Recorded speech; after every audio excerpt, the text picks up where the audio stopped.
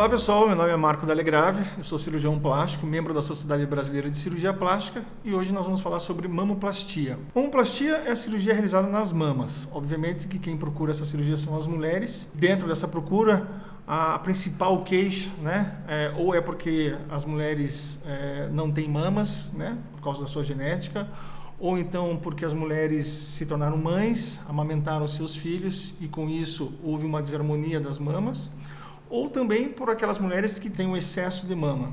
Então, para aquelas pacientes que não têm nada de mama, que a gente fala de uma hipomastia, que é um peitoral sem projeção da sua mama, a gente vai propor a mamoplastia de aumento, que é a cirurgia de prótese de mama. Vamos falar um pouquinho sobre a mamoplastia redutora.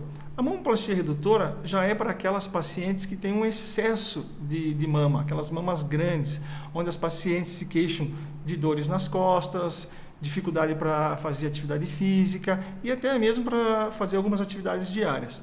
Então, essas pacientes elas têm indicação da redução mamária. E uma terceira hipótese da cirurgia de mamoplastia é a mastopexia.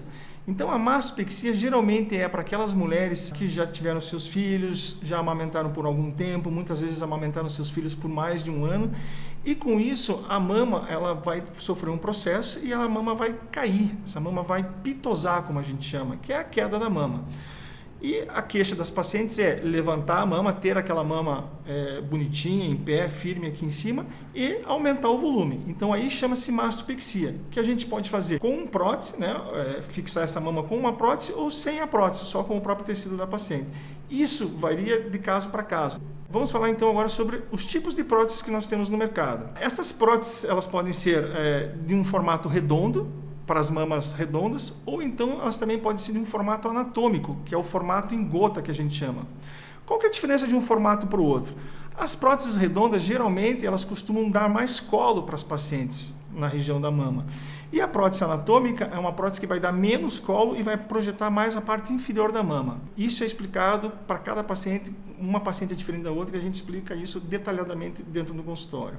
A recuperação de mamoplastia, ela gira em torno de 2 a 3 semanas. Então, assim, dentro dessas 2 a 3 semanas, a paciente ela vai ficar com uma limitação dos braços, obviamente, porque se a movimentação do braço pode levar a uma abertura de cicatrizes, então a gente evita esse tipo de situação. Além disso, a paciente vai ter que fazer algumas drenagens, porque a mama ela incha bastante no ato operatório, então ela vai precisar fazer as drenagens pós-cirúrgicas, certo? E além disso, ela vai ter que usar um sutiã especial, que é uma malha, onde comprime a mama para ajudar a conter o edema. Então, o pós-operatório de mamoplastia, ele é um pós-operatório tranquilo, mas tem que ser levado bastante a sério. Se a paciente conseguir fazer todas as orientações, sem dúvida nenhuma, em 2 a 3 semanas ela está voltando às suas atividades profissionais, voltando a dirigir e principalmente cuidando dos seus filhos, que é a grande preocupação das mulheres, retornar às suas atividades diárias. Uma coisa que é legal que a gente vê em cirurgia de mama, quando a gente devolve a harmonia dessa mama, a gente mexe muito com a autoestima das pacientes. E é muito legal você ver a paciente desenvolvendo outras atividades, melhorando a sua qualidade de vida, satisfeita, contente, muitas vezes indica para outras pacientes, significa que gostou bastante. Então esse eu acho um lado bem legal da mamoplastia, que devolve essa autoestima para as mulheres. E aí a cirurgia plástica está aí para isso. Bom, essas foram as dicas sobre mamoplastia. Espero ter contribuído aí com algumas dúvidas. Obviamente que quando se fala em mama sempre surgem muitas dúvidas. Nós ficamos à disposição no consultório e também nas nossas mídias sociais. Um abraço, até logo.